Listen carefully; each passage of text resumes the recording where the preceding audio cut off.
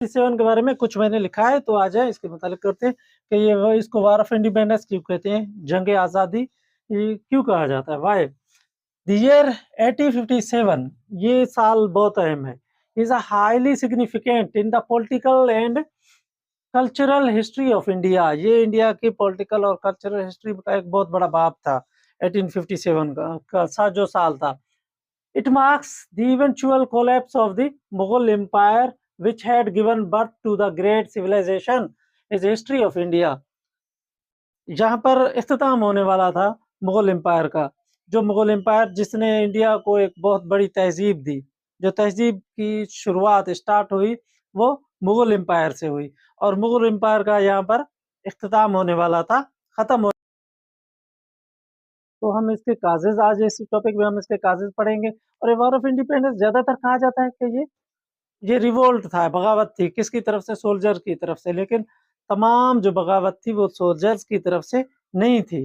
ये तमाम बगावत हर ऑर्डिनरी, हर आम जो इंसान था ना, जो इंडिया में रहने वाला था, हर एक कॉमन पीपल जो था ना, वो इसमें इन्वॉल्व था। वो यही चाहता था कि ब्रिटिश से हम लोग अपने जो हकूक है ले सकें या इनसे आज़ादी हासिल कर सकें। तो ये पहला कदम था ब्रिटिश को बताने के लिए कि ये कौम अपने हक लेने के लिए, अपने राइट्स लेने के लिए किस हद तक जा सकते हैं। और इसने ब्रिटिश के ऊपर भी वाज़ेह कर दिया कि इंडिया में रहने वाली जो तहज़ीबात हैं, जो सिविलाइज़ेशंस हैं, वो अपना अकॉर्डिंग टू द जस्टिस कार्थे ने क्या कहा था?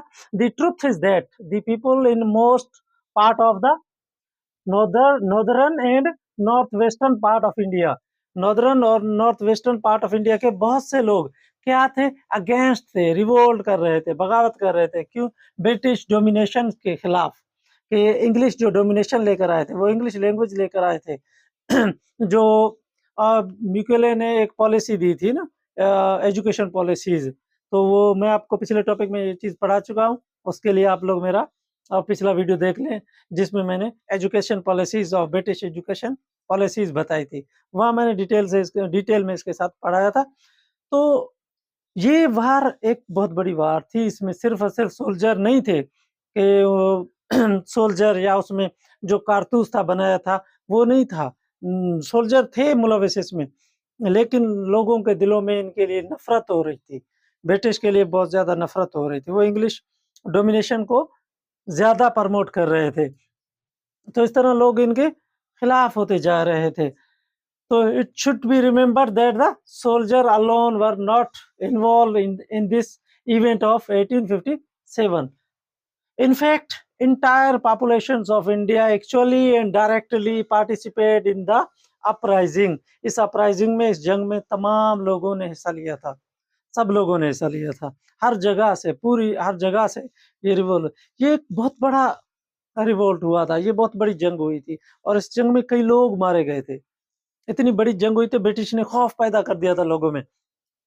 एक मिसाल दी जाती है कि एक ब्रिटिश लेडी ने एक इंडिया के ज्वेलर को मंगवाया था, और तो ज्वेलरी लेकर आए थे। तो वहां पर जो ज्वेलरी लेकर आए थे, तो उसने उससे कहा था कि अगर ये ज्वेलरी मेरे जो बताए गए रेट्स के मुताबिक नहीं दोगे तो मैं तुम्हें मेटकेल्फ भिजवा दूंगी। मेटकेल्फ वो जगह है दिल्ली में जहां पर ये ब्रिटिश का वाइसराय रहता था, गवर्नर रहता था उसके। तो इतना खौफ था, वो बंदा, वो जो ज्वेलर था, वो अपने वो किताब में लिखते हैं कि सारे अपने सामान और जूते वगैरह भी लेकर भाग गया वहां से। इतना खौफ था इस वार के बाद। तो इस वार के काजेज क्या हैं?